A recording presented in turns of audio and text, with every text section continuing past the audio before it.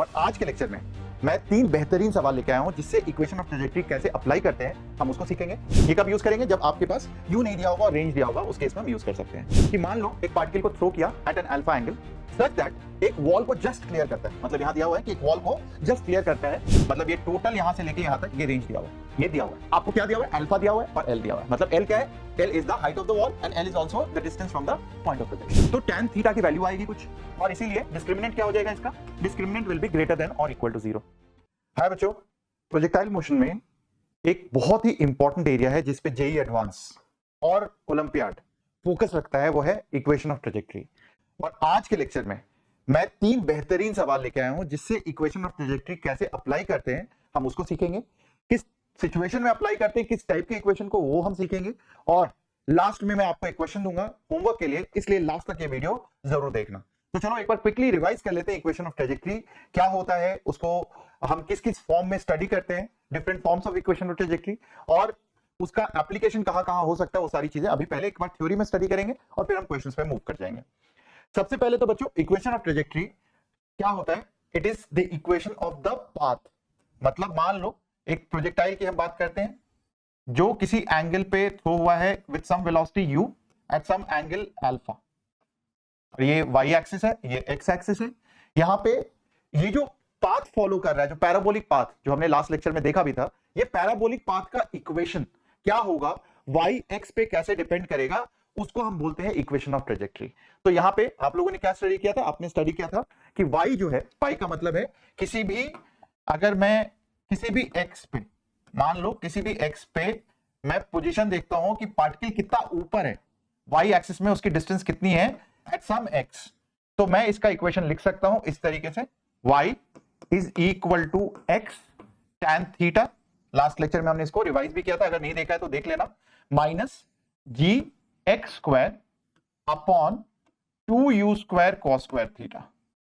तो आप क्लियरली यहां पे देख सकते हो कि ये एक क्वाड्रेटिक इक्वेशन है y और x में, और इसका मतलब ये हुआ कि किसी भी y के लिए there exist 2 values of x। मतलब किसी भी y के लिए 2 वैल्यू ऑफ x एग्जिस्ट करता है, सच दैट आप यहां पे देखो, यहां पे अगर मैं इसी हाइट पे बात करूं, इसी हाइट पे अगर मैं बात करता हूं, तो आप देखो किसी भी y के लिए 2x एग्जिस्ट करते हैं, इस y के लिए 2x एग्जिस्ट करते हैं, इसको x1 बोल देते हैं, इसको x2 बोल देते हैं, such that x1 plus x2 will always be equal to range।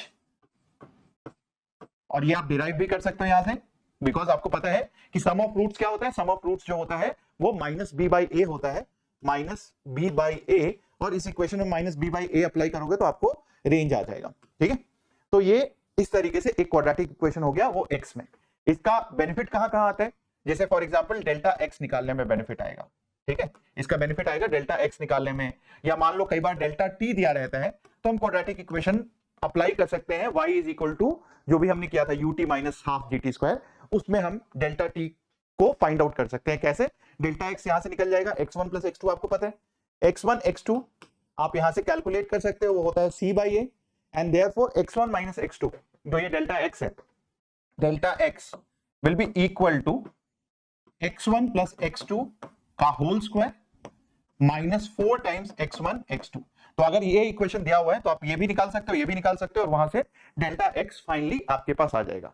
तो ये तो पहला एप्लीकेशन हो गया इस क्वाड्रेटिक इक्वेशन का। और भी इसके बहुत सारे एप्लीकेशन है। एक फॉर्म तो ये हो गया, ये मैं लिख देता हूं यहाँ पे 1, ये पहला फॉर्म हो गया इक्वेशन ऑफ ट्रेजेक्टरी का। दूसरा फॉर्म, इसी को हम कई बार दूसरे फॉर्म में देखते हैं, वो है y is equal to x tan theta 1 minus x by R. हम इस फॉर्म में भी देखते हैं इसको। मतलब अगर आपको u नहीं दिया हुआ है किसी इक्वेशन में, मान लो u नहीं दिया हुआ है, थीटा दिया हुआ है, x दिया हुआ है, y दिया हुआ है, या रेंज दिया हुआ है, तो आप यहाँ पे ये वाला फॉर्मूला डायरेक्टली अप्लाई कर सकते हो, y is equal to x tan theta. Last lecture में इसको भी देखा था हमने, यहाँ से कैसे डिराइव किया था। So we have derived this equation in our last lecture. नहीं देखा तो बार बार मैं बोल रहा हूँ कि लास्ट वीडियो को एक बार फिर से देख लेना, ताकि आपको ये क्विकली रिवाइज हो जाए। ठीक है, सो ये आपका दूसरा इक्वेशन है। ये कब यूज करेंगे? जब आपके पास u नहीं दिया होगा और रेंज दिया होगा, उस केस में हम यूज कर सकते हैं। थर्ड इक्वेशन, अगर मैं इसको देखूं, अब इक्वेशन ऑफ ट्रेजेक्टरी तो यही 2 फॉर्मेट है, लेकिन इसको अगर इसको मुझे डिटेल में स्टडी करना है। तो जैसे मैंने बताया कि क्वाड्रेटिक इक्वेशन ये x में बन सकता है, एक क्वाड्रेटिक इक्वेशन ये tan थीटा में भी बनाता है। तो पहले हम देखते हैं x में क्वाड्रेटिक इक्वेशन लिख के क्या हो जाएगा। x में अगर हम क्वाड्रेटिक इक्वेशन लिखेंगे तो ये आ जाएगा, this will be equal to g upon 2u square cos square theta x square minus tan theta into x plus y is equal to 0। तो ये क्वाड्रेटिक इक्वेशन किसमें बन गया, ये x में क्वाड्रेटिक इक्वेशन बन गया। यहां पे ये a हो गया, ये b हो गया और ये c हो गया। So ax square minus bx plus c is equal to 0। तो क्वाड्रेटिक इक्वेशन यहां से x में बन गया। This quadratic equation is helpful because अगर एक प्रोजेक्टाइल को थ्रो किया है और अगर वो किसी पॉइंट से पास कर रहा है तो उसके रियल रूट्स होंगे, क्योंकि अगर वो कोई पॉइंट से पास कर रहा है मतलब x और y से पास कर रहा है, तो जैसे ही x और y की वैल्यू डालोगे ये 0 हो जाना चाहिए एंड दैट मींस देयर इसके जो रूट्स होंगे वो रियल होंगे। तो अगर रूट्स रियल होंगे तो आप वहां से उस कॉन्सेप्ट को यूज करके, आप रूट्स कब रियल होते हैं, जब डिस्क्रिमिनेंट ग्रेटर देन और इक्वल टू 0 होता है तो रूट्स जो है उसके रियल होते हैं एंड देयरफॉर इस कॉन्सेप्ट को कई जगह पे हम अप्लाई करेंगे। बहुत सारे कॉन्सेप्ट्स इजी कर पाते हो, मतलब कैलकुलस अप्लाई करने की जरूरत नहीं होती, डायरेक्टली इस कॉन्सेप्ट को यूज करके आप मिनिमम मैक्सिमम जो भी चीजें पूछी होती हैं इक्वेशन में आप वो निकाल सकते हो। ठीक है, नाउ नेक्स्ट इज, अगर मैं इस चीज को देखूं, इस cos स्क्वायर को थीटा को देखूं तो ये tan में कन्वर्ट हो सकता है। कैसे कन्वर्ट होगा, एक बार इन सबको छोटा कर देते हैं पहले। ठीक है, चलो इन सबको हम थोड़ा सा छोटा कर देते हैं और इसको इधर ले जाते हैं। तो नाउ अगर मैं ये बोलूं कि अगर मुझे यहां पे tan थीटा में लिखना है तो tan थीटा में इस चीज को मैं कैसे लिख सकता हूं भाई, ये हो गया y is equal to x tan theta minus g x square by 2u square, और cos स्क्वायर को मैं सेकेंड स्क्वायर लिख सकता हूं और 1 बाई cos स्क्वायर को मैं सेकेंड स्क्वायर लिख सकता हूं इस तरीके से। और ये जो सेकेंड स्क्वायर थीटा है ये क्या हो जाएगा, ये 1 प्लस tan स्क्वायर थीटा हो जाएगा। तो लिख लेते हैं एक बार यहाँ पे, y is equal to x tan theta minus ji x square upon 2u square 1 plus tan square theta. हम इस तरीके से लिख लेंगे। अब जैसे ही मैंने ये लिख लिया, ये tan में वो क्वाड्रेटिक बन गया। क्या हो गया भाई, g x square by 2u square, ये आ गया यहाँ पे इंटू tan स्क्वायर थीटा, ये पहला टर्म हो गया, minus x tan theta plus y and plus G x square by 2u square, ये एक टर्म हो गया इज इक्वल टू 0। तो अब आप देखो ये tan में क्वाड्रेटिक हो गया। Now this equation is also very helpful. कई बार ये दिया रहता है, कई बार x और y आपको पता होता है, मतलब बहुत सारे इक्वेशंस में ये दिया रहेगा एक पार्टिकल x, y से पास कर रहा है। अब उसके बाद उसके ऊपर क्वेश्चंस पूछे जा सकते हैं। When you know x you know y, अगर ये दोनों चीजें पता है तो कई बार u की वैल्यू निकालने के लिए, या फिर मान लो कुछ और पूछा हुआ है क्वेश्चन में, हम देखेंगे आज के लेक्चर में, तो उनको कैलकुलेट करने के लिए this equation is very very helpful. तो आज हम दो क्वेश्चंस, इनफैक्ट एक क्वेश्चन लिया मैंने और एक होमवर्क दिया आपको, तो उसमें हम इस चीज को अप्लाई करेंगे और देखेंगे किस तरीके से इसका एप्लीकेशन होता है। हालांकि ये वाला कॉन्सेप्ट मैं मोस्ट प्रोबब्ली अगले लेक्चर में ले लूंगा, इस पे आज मैंने क्वेश्चन नहीं लिया हुआ है इस वाले कॉन्सेप्ट पे, वो हम अगले लेक्चर में देखेंगे। ठीक है, तो इसी तरीके से बहुत सारे वीडियोस को देखने के लिए यू कैन, अगर आपको लगता है कि आपके लाइफ में बेनिफिट कर रहा है ये वीडियोस, तो आप इसको सब्सक्राइब कर लो, चैनल को लाइक कर दो और शेयर कर दो इस वीडियो को। तो अब हम मूव करते हैं क्वेश्चंस पे। इंटरेस्टिंगली बच्चों 3 क्वेश्चन आपके लिए, इनफैक्ट 3 क्वेश्चन। पहला क्वेश्चन ये दिया हुआ है कि मान लो एक पार्टिकल को थ्रो किया at an alpha angle such that एक वॉल को जस्ट क्लियर करता है, मतलब यहां दिया हुआ है कि एक वॉल को जस्ट क्लियर करता है किसी a डिस्टेंस से, वॉल से a डिस्टेंस से हमने थ्रो किया पार्टिकल को, और पार्टिकल जो है वॉल से b डिस्टेंस पे गिर जाता है। अब आपको क्या निकालना है, ये निकालना है हाइट ऑफ दिस वॉल, इस वॉल की हाइट निकालनी है। तो बच्चों एक तरीका है कि आप जब भी इस टाइप की कोई भी चीज सीख रहे हो तो आप वीडियो को पॉज करो, पेन कॉपी लेके बैठो, इसको खुद से ट्राई करो और देखो कि आपने क्या अप्रोच किया है। फिर इस वीडियो को ऑन करो और फिर आप एक बार देखो कि आपने जो अप्रोच किया है और जो मैंने अप्रोच किया है उसमें क्या डिफरेंस है। ठीक है, तो आप अपने तरीके से अप्रोच करो, मैं अपने तरीके से अप्रोच करता हूं। आपको मेरा तरीका नहीं सीखना है, बट ये देखना है कि क्या आप वैसे सोच पाए थे, और अगर नहीं सोच पाए थे तो किस स्टेप में नहीं सोच पाए थे। क्योंकि इंपॉर्टेंट बच्चों, आपको ना सॉल्यूशन रट्टा नहीं मारना है। आप एडवांस की तैयारी कर रहे हो, आप ओलंपियाड की तैयारी कर रहे हो, और एडवांस और ओलंपियाड में कोई सॉल्यूशन आपको नहीं बताने वाला और आपको देखे दिखाए सवाल नहीं आने वाले। हो सकता है कुछ 10% 20% क्वेश्चन आ जाएंगे, बट मोस्टली क्वेश्चन जो होता है वो कई बार आपके उस टाइम पे सोचने के जो एप्टीट्यूड है, जो आपने डेवलप किया है, सोचने का जो तरीका है, उसको फोर्स करता है, उसको अनकॉन्शियस जो माइंड होता है उसको फोर्स करता है बाहर निकालने के लिए, और अनकॉन्शियस माइंड से आपको अटेम्प्ट करना पड़ता है। एंड देयरफॉर अभी अगर आप डेली प्रैक्टिस करोगे मेरे साथ साथ तो आपको काफी हेल्प मिलेगा इसको एग्जाम कंडीशन में भी अप्लाई करने के लिए। तो अब देखते हैं यहाँ पे मैं कैसे अप्लाई करता हूं। तो मान लेते किसी यू वेलोसिटी से हमने थ्रो किया, यू नहीं दिया हुआ, क्या क्या दिया हुआ है हमारे पास, ए दिया हुआ है, बी दिया हुआ है, अल्फा दिया हुआ है, ये तीन चीजें दी हुई हैं। तो अभी हमने क्या स्टडी किया यहाँ पे, इसका मतलब है मैं ये बता सकता हूं यहाँ पे रेंज क्या है, रेंज है ए प्लस बी, ये रेंज हो गया, मतलब ये टोटल यहां से लेके यहां तक ये रेंज दिया हुआ है, ये दिया हुआ है। और क्या दिया हुआ है, प्रोजेक्शन का एंगल दिया हुआ है विच इज अल्फा, तो अल्फा दिया हुआ है आपके पास। क्या नहीं दिया हुआ है, वेलोसिटी, इसके बारे में कुछ इंफॉर्मेशन नहीं दी हुई है, तो हमें इसके और इसके टर्म्स में आंसर निकालना है।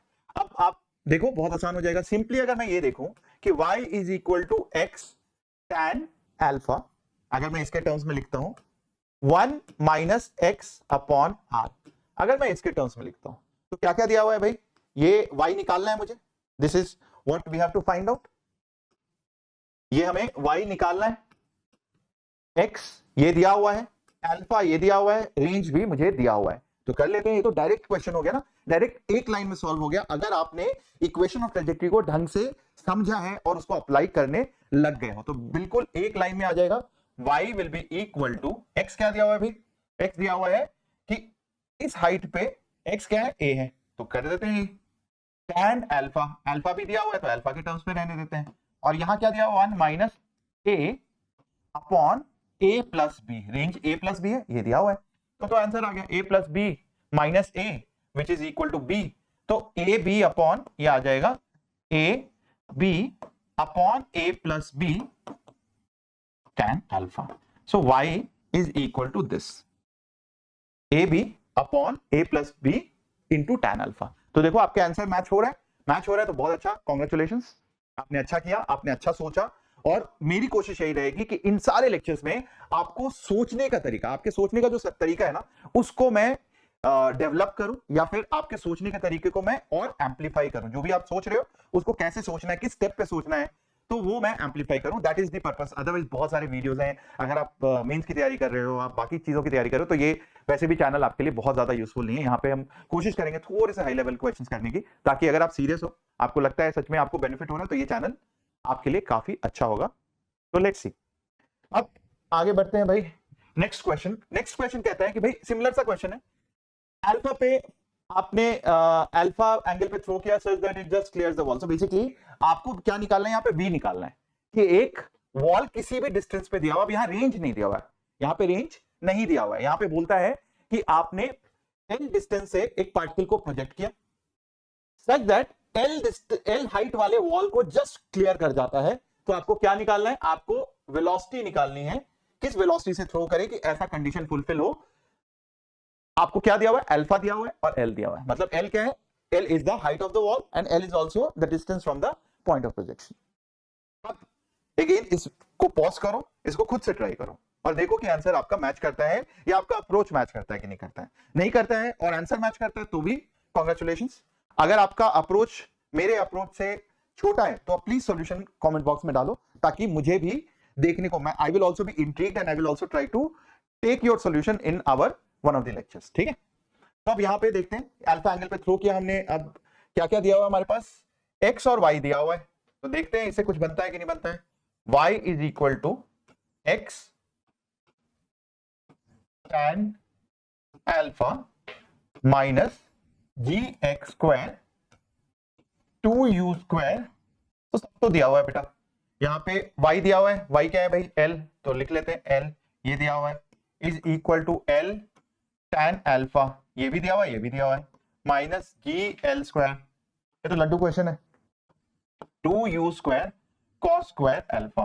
तो अब यहां तो सिंपली u कर लो भाई, l l l कैंसिल हो गया, मतलब कि 1 यहां से ये और ये वाला l कैंसिल हो गया, 1 इज इक्वल टू, या tan अल्फा माइनस 1 कर लेते हैं, उधर ले जाते हैं इसको, तो बेसिकली हमारे पास जी एल बाई ये वाला टर्म इधर ले आते हैं, 2u square cos square alpha, इसमें केवल u निकालना है, is equal to tan alpha minus 1, tan alpha minus 1, या फिर sine alpha minus cos alpha के टर्म्स में लिख लो ताकि यहाँ पे कॉस कैंसिल भी हो जाए। चलो ये नहीं भी लिखोगे तो चलेगा, ठीक है। अब ये मैं लिख लेता हूं sign alpha minus cos alpha upon cos alpha. देखते हैं कुछ कुछ कट्टम कुट्टी हो जाता है कि नहीं, ठीक है। ये हो गया। अब हमारे पास u square is equal to g l by 2 cos alpha sine alpha minus cos alpha. ये आ गया आपके पास। तो this is the answer. U को आप इसमें वैल्यू दिया होगा, सब्स्टिट्यूट कर लो। तो ये भी बहुत डिफिकल्ट नहीं है, डायरेक्टली इक्वेशन ऑफ ट्रेजेक्टरी अगर अप्लाई करोगे। कई बार बच्चे देखो इक्वेशन ऑफ ट्रेजेक्टरी ना कंफर्टेबल नहीं होते, क्योंकि प्रोजेक्टाइल में लास्ट में आता है, तुरंत करा के एक लेक्चर में आगे निकल जाते हैं टीचर्स। कई बार, not all but most of the time time का कॉन्स्टेंट होता है टीचर्स के पास, आपको लेक्चर इतने में फिनिश करना पड़ता है। तो कई बार हम इक्वेशन ऑफ ट्रेजेक्टरी समझते समझते उसको अप्लाई करने, समझ तो आ जाता है बट उसको अप्लाई कहां करना है, कैसे करना है, किस सिचुएशन में करना है, वो हम नहीं समझ पाते हैं। तो हम इन क्वेश्चंस के थ्रू हम उसको समझने की कोशिश करेंगे, ठीक है। तो ये आपका दूसरा क्वेश्चन हो गया। अब आता है आपका भाई अच्छा वाला क्वेश्चन। बोलता है कि मिनिमम वेलोसिटी निकालो, मिनिमम वेलोसिटी निकालो सच दैट एक पार्टिकल a, b से पास कर रहा है। भाई अब इस क्वेश्चन का ना सर है ना पाओ। अब वीडियो को पॉज करो, तरीका देखो, और अगर आपको लगता है मेरे से अच्छा तरीका है तो प्लीज उसका सॉल्यूशन कमेंट बॉक्स में या कम्युनिटी पोस्ट में आप कहीं ना कहीं उसके सॉल्यूशन को डालो, ताकि मैं या मेरी टीम जो है उसको देखे and will also publish it in the community, ठीक है। चलो मिनिमम वेलोसिटी। अब इस टाइप के क्वेश्चन को कैसे सोचे, तो भाई देखो क्या दे रहा है कि पाथ तो दे रहा है कि किसी एक पॉइंट से पास कर रहा है, मतलब a, b जैसे ही मैं इक्वेशन ऑफ ट्रेजेक्टरी में डालूंगा रूट्स क्या हो जाएंगे, रियल हो जाएंगे। तो देखते हैं डाल के। अगर मैं बोलूं कि भाई इक्वेशन ऑफ ट्रेजेक्टरी क्या होता है, ये होता है y is equal to x tan theta minus ji x square by 2u square cos square theta. अब देखो यहाँ पे ये दिया हुआ है, ये दिया हुआ है, ये दिया हुआ है और कुछ नहीं दिया हुआ है, ना आपको tan अल्फा दिया हुआ, ना u दिया हुआ है, और आपसे पूछा है u मिनिमम निकालना है। तो एक तो तरीका है डिफरेंशिएट कर दो भाई इस इक्वेशन को, बिकॉज आप किसी फॉर्म में लिखो u को डिफरेंशिएट कर दो, u और थीटा आपस में डिपेंडेंट है, तो क्लियरली u को थीटा के टर्म्स में लिखो और फिर आप उसको डिफरेंशिएट करो। एक सॉल्यूशन वो है, आप करके देखना, उससे भी आंसर आ जाना चाहिए और वहां से आपको मिनिमम वैल्यू आ जाएगी। एक जो ऑल्टरनेटिव तरीका है, क्योंकि हम बात कर रहे हैं क्वाड्रेटिक इक्वेशन की, तो ऑल्टरनेटिव तरीका है कि अगर मैं इस चीज को जो हमने पहले लिखा था जी एक्स की जगह क्या है a है, तो हम लिख लेते हैं g a square by 2u square tan square theta, ये जो अभी लिखा था हमने इस फॉर्म में लिख ले, माइनस a tan थीटा और क्या हो जाएगा प्लस y क्या दिया हुआ है b प्लस जो भी ये टर्म था, क्योंकि ये इधर भी आ जाएगा, g a square by 2u square is equal to 0। ये आ गया क्वाड्रेटिक। अगर रियल रूट्स हैं तो tan थीटा की वैल्यू आएगी कुछ, और इसीलिए डिस्क्रिमिनेंट क्या हो जाएगा इसका, discriminant will be greater than और इक्वल टू 0। अब discriminant greater than equal to 0 करके देख लेते हैं। बी स्क्वायर क्या है भाई, a square minus 4ac 4g a square by 2u square, ये वाला term 4a into c into b plus g a square by 2u square is greater than equal to 0, ठीक है। अब ए स्क्वायर यहां से कैंसिल हो गया, ये कैंसिल हो गया, तो ये आ गया आपके पास 1 माइनस दिस। और आप यहां से देख सकते हो कि बेसिकली अगर मैं इधर लेके जाऊं, उधर दोनों को लेके जाऊं, तो यहां से आ जाएगा मेरे पास 1 इज ग्रेटर देन और इक्वल टू, यहां से दोनों तरफ ऐड कर दिया मैंने, 4g by 2u square b plus g a square by 2u square, ठीक है, यहां से आ गया। अब ये जो टर्म है यहां से मैं यहां से निकाल सकता हूं u की मिनिमम वैल्यू। ये वाले टर्म को अगर आप सॉल्व करोगे तो आपको u की मिनिमम वैल्यू आ जाएगी। आप इसको सॉल्व करना, देखो एग्जैक्टली मैं यहाँ पे सॉल्व नहीं कर रहा, आपको सॉल्व करने का तरीका बता रहा हूं। तो आप यहाँ पे इसको सॉल्व करोगे तो आपको इसका आंसर मिल जाएगा। आंसर कमेंट बॉक्स में जरूर लिखना कि इसका आंसर क्या है। मैंने आपको बताया कि दो तरीके, एक तरीका है आपको डिस्क्रिमिनेंट का मेथड देखना और दूसरा तरीका है आपको कैलकुलस का मेथड देखना, कि आपको डिस्क्रिमिनेंट के मेथड से आपको देखना है और दूसरा कैलकुलस के मेथड से देखना है। अगर आप उस तरीके से देखोगे तो you will be able to solve the equation.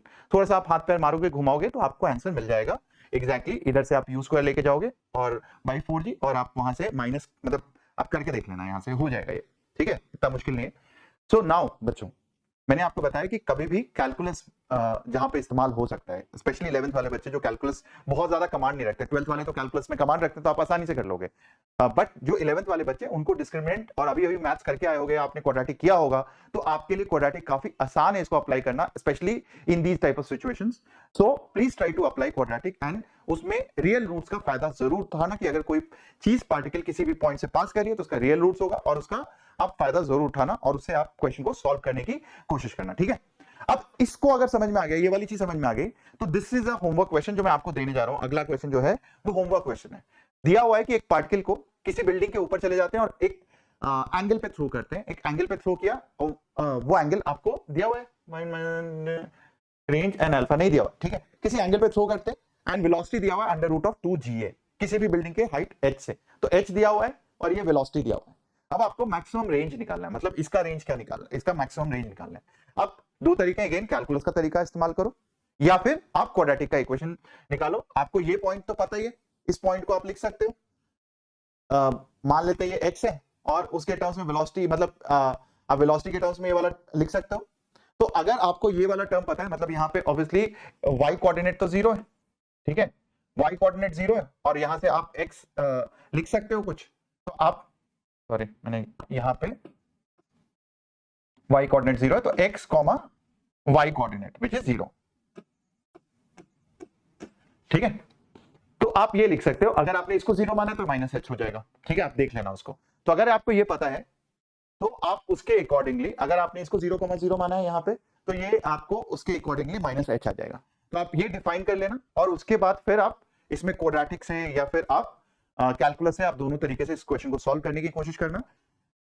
इस क्वेश्चन में अगर आपसे अप्रोच नहीं होता है तो आप मुझे बताना कमेंट बॉक्स में अगेन, और मैं इसको अगले लेक्चर में फिर से आपके लिए सॉल्व कर दूंगा, ठीक है बच्चों। तो आज के लेक्चर में बस इतना ही है। The only thing that I will be doing is nudging you on helping you to think in a different way, ठीक है। सोल्यूशन तो देखो आप कर लोगे खुद से, और मुझे कोई सोल्यूशन सिखाने में, रट्टा दिलवाने में मतलब मुझे मजा नहीं आएगा, स्पेशली इस टाइप के क्वेश्चंस में। इसमें आपको सोचने का तरीका बदलवाना है, and that is what my role is. वरना इजी लेक्चर्स और ये सारी चीजें बाकी जगह पे है, नीट जब मैं पढ़ाता हूँ या फिर जेई मेन की चीजें कराता हूँ तो वहां बच्चों को याद भी करवाता हूँ, क्योंकि वो याद करने वाले, वहां जरूरत है याद करने की। जेई मेन का तरीका और जेई एडवांस के तरीके में डिफरेंस यही है कि कई बार यहाँ पे बिना याद करने, जिसको याद करने में दिक्कत आती है, जिन बच्चों को अगर हेल्प अच्छा लगता है विजुलाइज करना, जिन बच्चों को चीजें चमक जाती हैं थोड़ी सी जल्दी, तो उन बच्चों के लिए तो जेई एडवांस डेफिनेटली इंपॉर्टेंट है, उनको करना भी चाहिए, भले मार्क्स आ रहे हो नहीं आ रहे हो, आपको उस तरीके से अप्रोच करना चाहिए। बट अगर आपको लगता है चीजें याद हो जाती हैं तो बहुत अच्छी बात है, जेई मेन में आपको बहुत फायदा मिलेगा, एडवांस में भी फायदा मिलेगा। आपको प्रीवियस ईयर क्वेश्चंस और सिमिलर क्वेश्चंस को बार बार प्रैक्टिस करके आपको कमांड करना है, स्पेशली तरीके और अप्रोच पे, ठीक है बच्चों। चलो all the best, next lecture में मिलते हैं with more beautiful questions. So like कर दो, सब्सक्राइब कर लो and share it with as many friends as possible. आपका अपना प्यारा सा चैनल एपी सर, एंड मेरी कोशिश और विकास सर की कोशिश होगी कि आपको सोचने का तरीका आपका बदले, आपके सोचने के तरीके को बिल्कुल एम्पलीफाई करें, जो भी आप सोचते हैं उसको और एम्पलीफाई करें। ऑल द बेस्ट बच्चों।